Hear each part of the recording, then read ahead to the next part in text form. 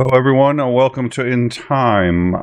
We are reporting on and hopefully I'm going to assume we have sound. That's rarely a safe assumption, but I'm going to assume we have sound, and that someone's going to tell me if we do have sound, someone's still going to tell me we don't, just to screw with me.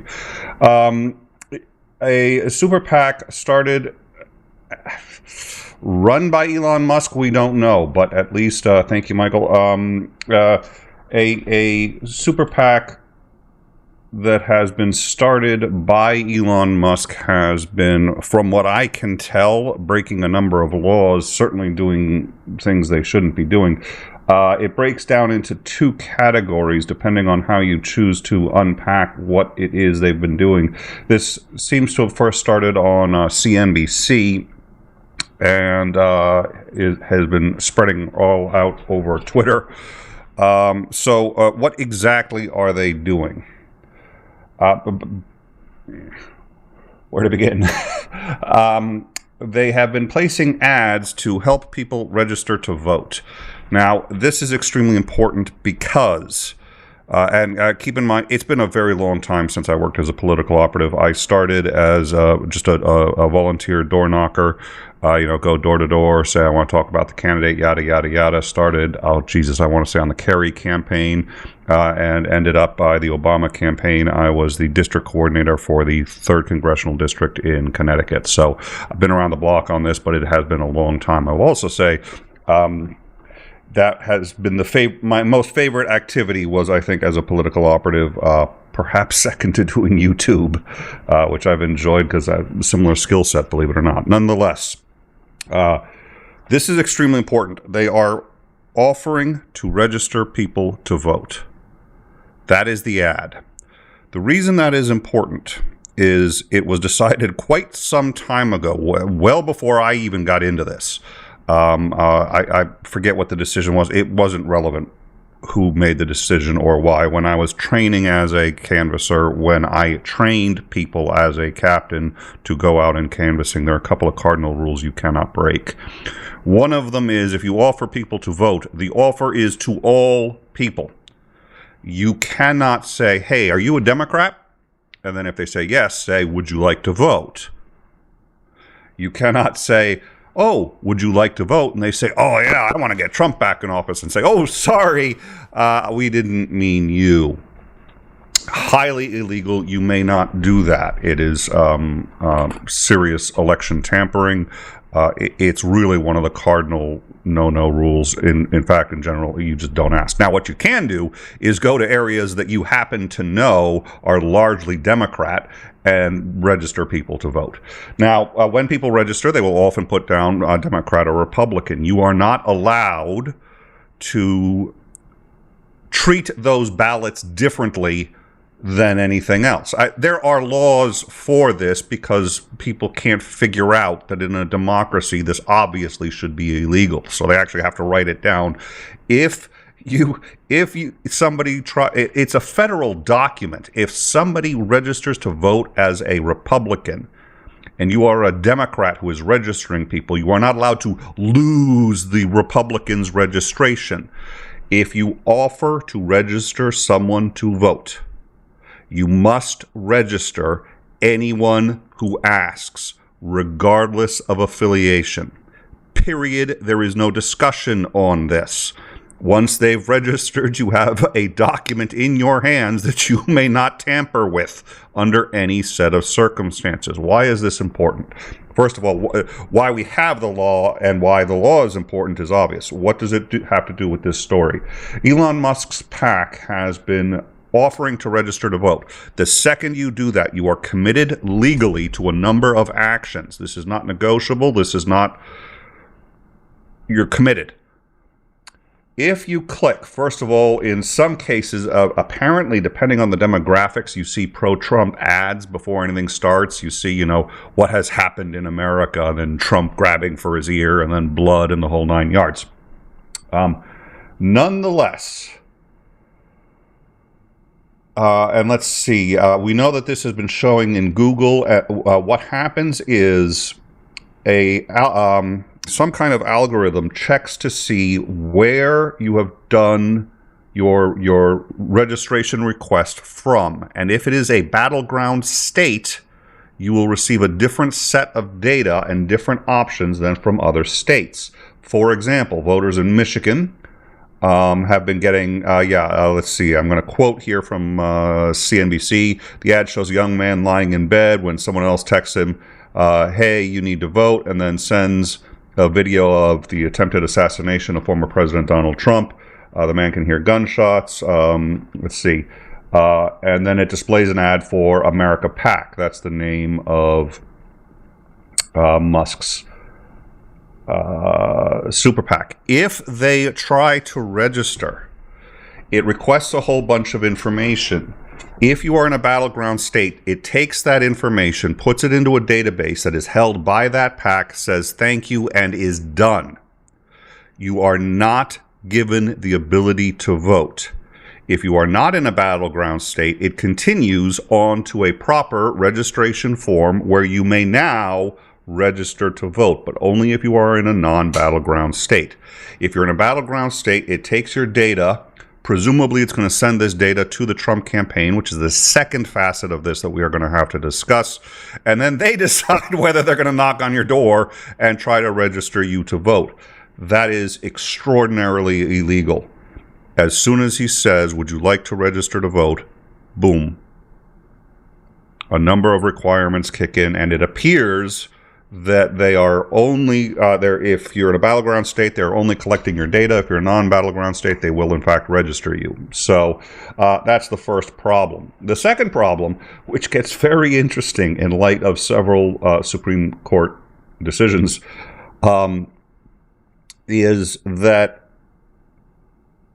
first of all, it appears Musk doesn't even know if this is a PAC or a super PAC. He said in a recent interview, quote, I have created a PAC or super PAC, the America PAC.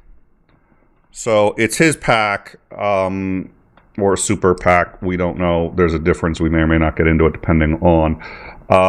It looks like right now these ads are airing on Google. What's the second issue? The second issue is the reason we have PACs is because there is a limit to how much you can give to any political candidate. If I recall, the limit is $2,500 right now. It used to be $2,300. That's it. That's all you can give. That's all anybody can give. That's all a company can give. So if a company says, we would like to, as a person, donate to person X, Y, or Z, they are capped at $2,000. Again, I believe it's $2,500 is the current cap. That's it. That's all you as a person can do. Now, I personally disagree with caps for any number of reasons. That's a rare position for a liberal, but nonetheless, that's the way the law is. There are legit reasons for it. That's the way it works. Well, golly gee, I'm a billionaire or a corporation that wants to help get somebody into office, and that's not a lot of money to help. How do I do that? You create what is called a political action committee. PACs have a number of restrictions on them. Super PACs have a lot fewer restrictions, especially in terms of how much money they can raise and what they can do with that money. What a PAC is an independent organization that is prohibited legally from working with the campaign. So why? Well, because then it would be a contribution. It would be an in-kind contribution, but you'd be helping the campaign. You're not allowed to do that. So you create a political action committee. A political action committee is just a committee that has an interest in a particular issue, say getting Donald Trump elected. That's not, usually they're a little more nuanced than that, but you understand what I'm saying. Then they can spend as much money as they want towards that issue, so long as they are not working for Donald Trump, not working with his campaign or doing anything to help, because they could, by the way, donate $2,500 if they wanted to that campaign. But if they raise $17 million, they can donate $2,500 to Donald Trump, and they can't do anything to the campaign with the rest of the money. So what do? Well, they run pro-Trump ads. They can do whatever they want, as long as it's called an issue ad, any number of other restrictions. Now, this gets violated left and right. There are ways to kind of coordinate, so on and so forth. And this kind of coordination is illegal. It gets done by both sides. There is one side that, to the best of my ability to research and understand, does it a great deal more than the other. This is part of what ended up being the problem with Hillary Clinton in the DNC, was what was happening to the vote builder data that was being collected, and which campaign can or cannot see that data and when. Moving on to what this PAC has done. We've already discussed that as soon as you make an offer to register someone, you cannot withdraw that offer based on what affiliation they're in, and you cannot redirect them to anything else other than the proper registration forms. Extraordinarily illegal, and that appears to be what this super PAC is doing based on your location, battleground states. They're collecting that data. What are they going to do with that data? Well, in theory, they are not allowed to give that data to the Trump campaign. Why? They're not allowed to work with the Trump campaign, and it is a donation in kind. A donation in kind, you may recall, you've seen it in the news, a donation in kind, and this is not a joke, I'm just saying this, a donation in kind is literally when you pay a porn star to not talk about sexual intercourse you had with her. That is a contribution to the campaign. That is to help the campaign. It's not, you're not actually giving the money to the campaign, but the campaign is receiving an in-kind contribution. Specifically, she's keeping her mouth shut. That's just a hypothetical. At any rate, so political action committees, and this gets into, one of the issues with Cohen is, of course, as an individual, he's only allowed to donate a certain amount of money. So him paying off that, hypothetically, I don't even need to say that anymore because they're convicted. But at any rate, that's where all of this becomes an issue. The total amount of money that is either being given or somehow in-kind contributions exceeding the $2,500 limit. So this PAC is collecting, from what I can tell, illegally, by promise of a registration that they do not in the end give. They just say, thank you, that's it. Voter information on voters in battleground states.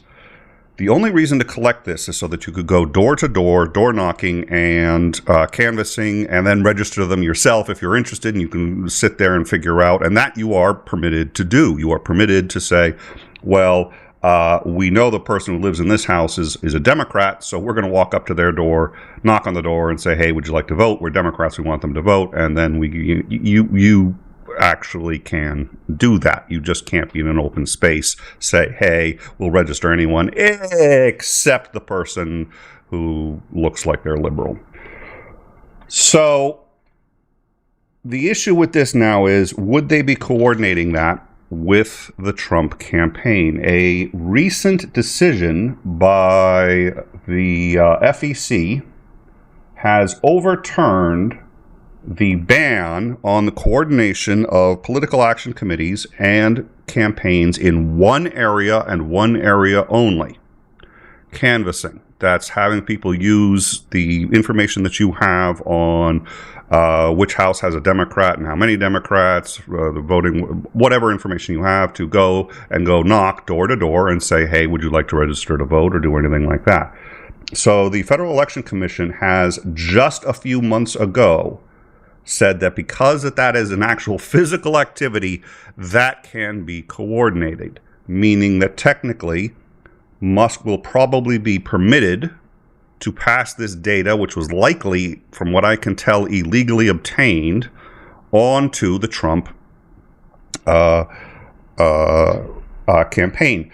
The only possible hiccup to this that I can see, and this just kind of jumps out at me, is that this is the FEC that said this, and since the FEC is a organization that falls under, as I understand it, the executive branch, they no longer have the ability to, they no longer have the power to make these kinds of decisions, thanks to a recent ruling by the Supreme Court overturning Chevron deference. So I'm not entirely sure that just because the FEC says it's legal, it's legal. I think somebody may have to look into that. At any rate, it has been illegal up until recently. Whether or not it is currently legal depends on your how you view what the FEC is actually allowed to say based on Chevron deference. Oops. So let's see, and I want to check because I think there was one more detail I wanted to hit before we'll do a quick rundown, and then I'm probably going to bail. I want to make sure everybody understands that this really breaks down into now the PAC has actually gone out of its way in its FEC filings to not declare whether it has any allegiances or is working in any direction, except, quote, it is all of its work is designed to do one of two things, quote, help Trump or hurt his opponent. But they're not conservative or right-leaning or anything like that, just FYI.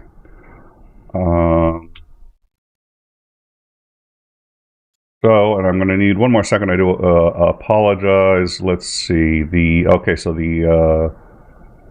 According to the recent FEC, actually it was an advisory opinion, they overruled basically precedent going back as far as super PACs that I can tell, saying that super PACs focused on door-to-door canvassing could coordinate with a presidential campaign, and that the America PAC may legally coordinate its canvassing activities with the Trump campaign, which is actually really huge. Because, first of all, when I was doing campaign, political action committees try not to do too much canvassing, and the reason is people get really sick of canvassing very quickly. Go to New Hampshire. You want to take your life into your hands. Go to New Hampshire and do canvassing. They will pull out a gun on you sometimes, and it's sort of like, hey, you're the guys who said you want to be first in the primaries. Guess what that means? That means everybody's going to canvass your state. It ain't my fault. But people hate canvassers, and everybody in the political system knows this. So political action committees basically never canvass. And the reason is they don't know who's already been hit by the people that they like. So they don't want to wear on people's nerves and actually get them to be so pissed that they're going to vote for the other guy. So canvassing is almost universally done exclusively by the whichever party is attempting to do the either registration, get out the vote, information, whatever it is that they're trying to do. All that canvassing is done by the specific parties. What this would allow would be any super PAC to spend an unlimited amount of money in canvassing. This means that instead of having to get volunteers, and again, when I worked on the Obama campaign, that was my favorite, because it was like Obama was so popular. It's always hard to get people to knock on someone else's door and say, hey, have you heard of this candidate? I'd like to talk to you about this candidate. It's really hard to get people to do that. You never have enough. You never have enough. You never have enough. Except during the Obama campaign, we were turning them away. He was that popular. I was like, if we break these districts down enough, and yeah, maybe I can find one door you can knock on. I mean, it was that bizarre. But if you can pay them, and if you're a super PAC with millions of dollars capable of paying them and now sending them out to do the canvassing for you, A, that's a lot fewer resources that the campaign has to spend, and B, you can hit 10 times what a normal presidential campaign could hit. The canvassing's an issue. It is a pain in the ass. So that decision, which I think was made explicitly as it looks like was made as a request by America PAC, FEC advisory opinion, which again, due to Chevron deference, may not. Chevron deference, I've been looking at it. I'm not sure it says what everyone thinks it does, but it's still pretty bad. At any rate, long story short, Going back to the beginning and the reason you are here, what CNBC is reporting is that Elon Musk has created either a PAC or a super PAC. Musk appears not to know, and they're assuming it is a PAC. It seems like it's being treated like a PAC as opposed to a super PAC. Super PACs can collect unlimited amounts of money. PACs have more restrictions on how much they can collect and what they can do with it. The America PAC has spent more than $800,000 since July on digital ads targeting voters in the key battleground states of Arizona, Michigan, Georgia, North Carolina, Nevada, Pennsylvania, Wisconsin, according to Ad Impact. Now, what they do is they say, hey, would you like to register to vote? If you are in a battleground state, they will not register you. What they do instead is show you an ad and then try to take your data in what appears to be a collection, but they take much more than you would normally need for voting. They get as much data, email address, phone, the whole 9 yards, grab it all, put it into a database. We don't know what they're doing with it, but we can guess based on what I was just talking about. And then say, thank you very much, boom. That is illegal. They have to register you to vote. What they are doing instead is collecting your data so that they can decide with they can coordinate with the Trump campaign, decide which door they're going to knock on with, and they can grab 3,000 registration applications and say, okay, he said this. This guy said he likes Trump. This guy said, and they can just sit in a neighborhood and point out what each person said, target them individually, and register them to vote.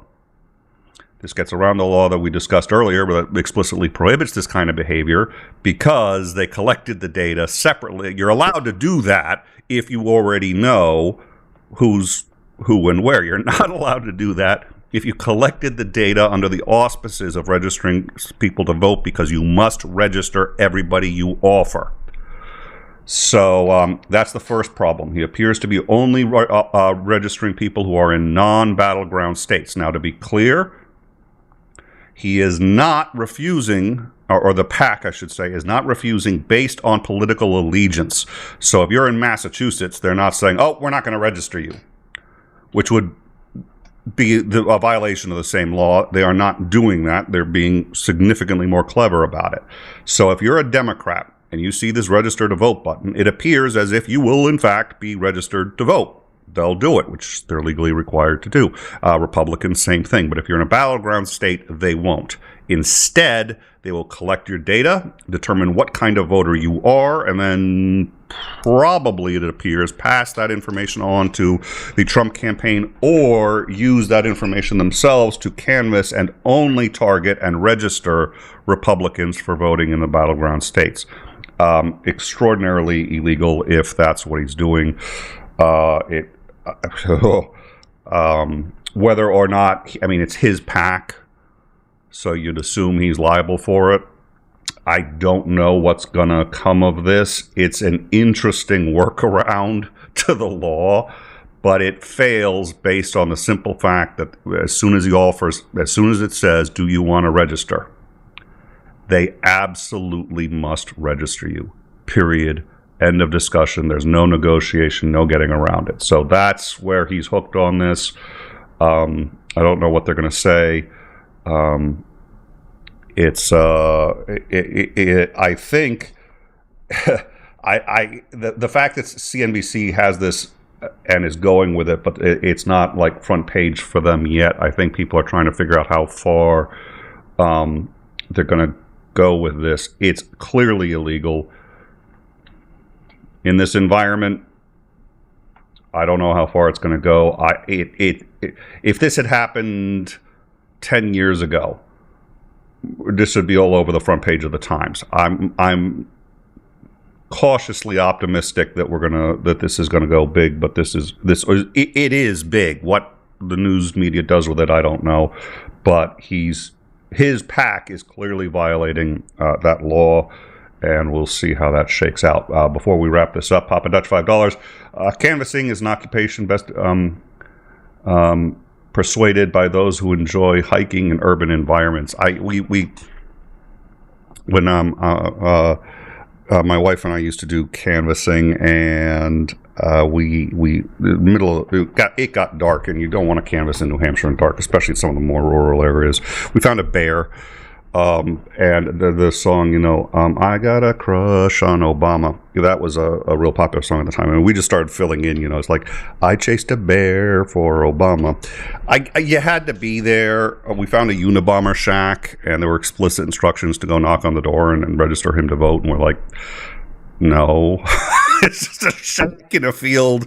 There's a light on. There's no rooms. There's somebody in there, and it's like we're responsible for getting this guy to not home. It's just like that. Yes, we knocked 3 times and just wasn't home. We left. And we had a couple guns aimed at us. It's a fun experience if you want to live canvass in New Hampshire, which is hilarious because they hate it, but yet it's their fault and they could change it at any time. Anyways, that's what's going on. Thank you all very much for your time. We will be resuming downtime with Commander Lance McMillan on Thursdays. That will start again next week. And as I said, we're still sort of getting our legs under us. I'm like, oh, breaking news. I think I have to press a button to get that to work. Which button is that? But thank you all for joining us, and we look forward to seeing you next week. Thank you.